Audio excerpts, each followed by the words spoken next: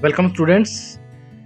मैं चंद्रमणि शर्मा, राजकीय वरिष्ठ माध्यमिक विद्यालय गहरा, आज का टॉपिक लेकर आया हूं आपके लिए राष्ट्रीय खेल दिवस। तो जैसा कि हमको मालूम है कि जो हमारा राष्ट्रीय खेल दिवस है वो 29 अगस्त को मनाया जाता है। और मैं समझता हूं कि बहुत सारे स्टूडेंट्स को ये मालूम होगा कि 29 अगस्त को ही ये राष्ट्रीय खेल दिवस क्यों मनाया जाता है। तो आप जानते ही होंगे कि 29 अगस्त को हमारे भारत देश के हॉकी के महान खिलाड़ी मेजर ध्यानचंद जी की जयंती उस दिन मनाई जाती है। और इसी उपलक्ष्य में इस दिवस को एक विशेष अहमियत देते हुए राष्ट्रीय खेल दिवस के रूप में हम इसको मनाते हैं। आप जानते हैं, दुनिया भर में हॉकी के जादूगर के नाम से प्रसिद्ध भारत के महान व कालजयी हॉकी खिलाड़ी मेजर ध्यानचंद, जिन्होंने भारत को ओलंपिक खेलों में स्वर्ण पदक दिलवाया, उनके प्रति सम्मान प्रकट करने के लिए उनके जन्मदिन 29 अगस्त को हर वर्ष हम भारत में राष्ट्रीय खेल दिवस रूप में मनाते हैं। तो डियर स्टूडेंट्स, जब बात आती है हॉकी के जादूगर मेजर ध्यानचंद जी की, तो उनके बारे में बहुत सारे फैक्ट्स जो हैं वो स्पोर्ट्स के क्षेत्र में जितने भी लोग हैं उनके बीच में बहुत से फैक्ट्स उनके प्रचलित हैं। तो आइए कुछ और फैक्ट्स के बारे में जानते हैं, उनके बारे में और फैक्ट्स कुछ हम जानते हैं। मेजर ध्यानचंद जी ने इंडियन आर्मी को ज्वाइन किया था और वे 56 की एज में 56 वर्ष की उम्र में वो मेजर रैंक से आर्मी से रिटायर हुए थे, इसलिए उनके नाम के साथ मेजर लगाया जाता है।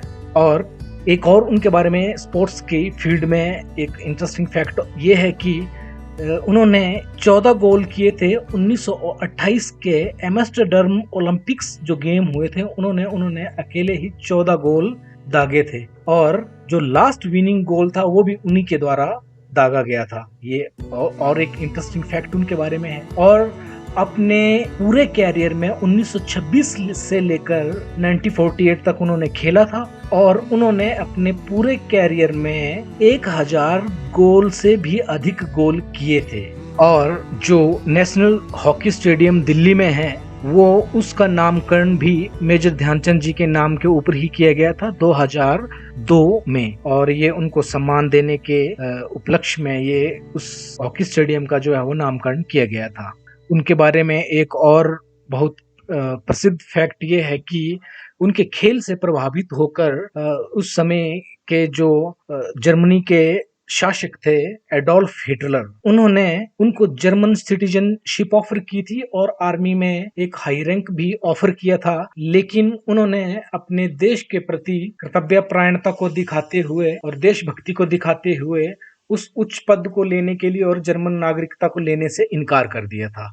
और इस तरह के बहुत से संस्मरण जो हैं उनके बारे में बहुत ही प्रसिद्ध हैं, जिनके बारे में आप डिफरेंट रिसोर्सेज से मालूम कर सकते हैं।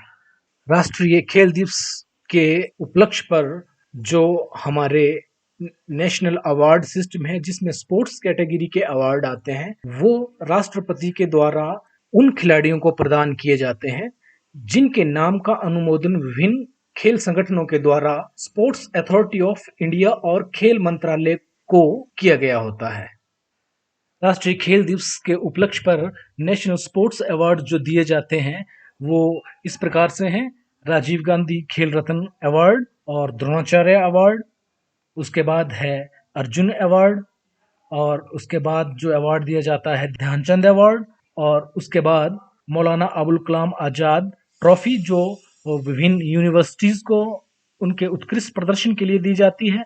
और नेक्स्ट है Tenzin Norgay national adventure award. ये इस प्रकार के पुरस्कार जो है वो खेल दिवस के ऊपर दिए जाते हैं। और राष्ट्रीय खेल प्रोत्साहन पुरस्कार भी जो है वो विभिन्न संस्थाओं को खेल क्षेत्र में उत्कृष्ट प्रदर्शन के लिए दिया जाता है। तो डियर स्टूडेंट्स, ये थी उन पुरस्कारों की सूची जो खेल दिवस के दिन अलग अलग खेल क्षेत्र की प्रतिभाओं को सम्मानित करने के लिए दिए जाते हैं। तो आइए हम जानते हैं कि वर्ष 2020 के लिए जो खेल पुरस्कार विभिन्न खेल विभूतियों को दिए गए हैं उसके बारे में उस पर एक नजर डालते हैं। तो सबसे पहला जो अवार्ड जिसके बारे में हम बात कर रहे हैं वो है राजीव गांधी खेल रत्न अवार्ड। और ये खेल क्षेत्र में दिए जाने वाला जो है वो सर्वोच्च पुरस्कार इसको कहा जाता है। और वर्ष 2020 के लिए ये दिया गया है। क्रिकेट खेल के लिए जो अनुमोदन किया गया था वो रोहित शर्मा, श्री मरियप्पन पैरा एथलेटिक्स के लिए, मनिका बत्रा टेबल टेनिस के लिए, मिस विनेश रेसलिंग के लिए और मिस रानी हॉकी के लिए ये अवार्ड दिए गए हैं। तो जो राजीव गांधी खेल रत्न पुरस्कार है वो एक से अधिक खिलाड़ियों को भी दिया जा सकता है और इसीलिए जो वर्ष 2020 के लिए वो 5 लोगों को ये अवार्ड दिया गया है। नेक्स्ट अवार्ड जिसके बारे में हम बात करने जा रहे हैं वो है द्रोणाचार्य अवार्ड।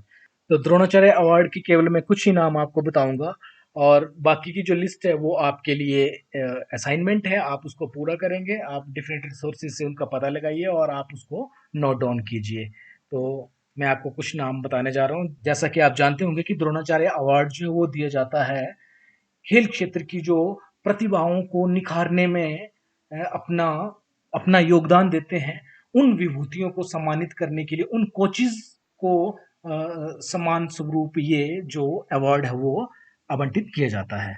तो वर्ष 2020 के लिए द्रोणाचार्य अवार्ड की सूची इस प्रकार से है। सबसे पहला नाम जो है वो है श्री धर्मेंद्र तिवारी, जिनको आर्चरी के लिए अवार्ड दिया गया है। और उसके बाद श्री पुरुषोत्तम राय, एथलेटिक्स के क्षेत्र में उत्कृष्ट प्रदर्शन के लिए उनको ये अवार्ड दिया गया है। और श्री शिव सिंह, अच्छे बॉक्सिंग के खिलाड़ी तैयार करने के लिए उनको ये अवार्ड से सम्मानित किया गया है। वो खिलाड़ी जिनका प्रदर्शन गत 3 वर्षों में उत्कृष्ट रहता है के आधार पर ये अवार्ड दिए जाते हैं। उसके बाद श्री रोमेश पठानिया हॉकी के क्षेत्र में, कृष्ण कुमार हुड्डा कबड्डी खेल के लिए, श्री बालचंद्र मुनीश्वर पैरा पावर लिफ्टिंग के लिए, और उसके बाद नरेश कुमार टेनिस खेल के लिए, और श्री ओम प्रकाश दहिया इनको रेसलिंग खेल के लिए द्रोणाचार्य अवार्ड जो है वो वर्ष 2020 का दिया गया है। उसके बाद जो नाम है उनकी सूची आप तैयार कीजिए, ये आपके लिए होम असाइनमेंट है, आप उसको तैयार कीजिए और उसको सेंड कीजिए। अगला अवार्ड अर्जुन अवार्ड। 2020 के लिए अर्जुन अवार्ड जिन खिलाड़ियों को प्राप्त हुआ है उनकी सूची है श्री अतनु दास आर्चरी के लिए, मिस दूती चंद एथलेटिक्स के लिए, श्री स्वास्तिक सिराज रैंकी रेड्डी बैडमिंटन खेल के लिए, श्री चिराग चंद्रशेखर शेट्टी बैडमिंटन के लिए, और विशेष रघुवंशी बास्केटबॉल के लिए। तो ये कुछ एक नाम जो मैंने आपको बताए हैं ये आपने नोट डाउन कर लेने हैं, और सभी नाम एक वीडियो में कवर नहीं किए जा सकते, तो ये आपके लिए असाइनमेंट है, आप ये कीजिए और इसको हम नेक्स्ट वीडियो में भी कवर कर लेंगे। Thank you.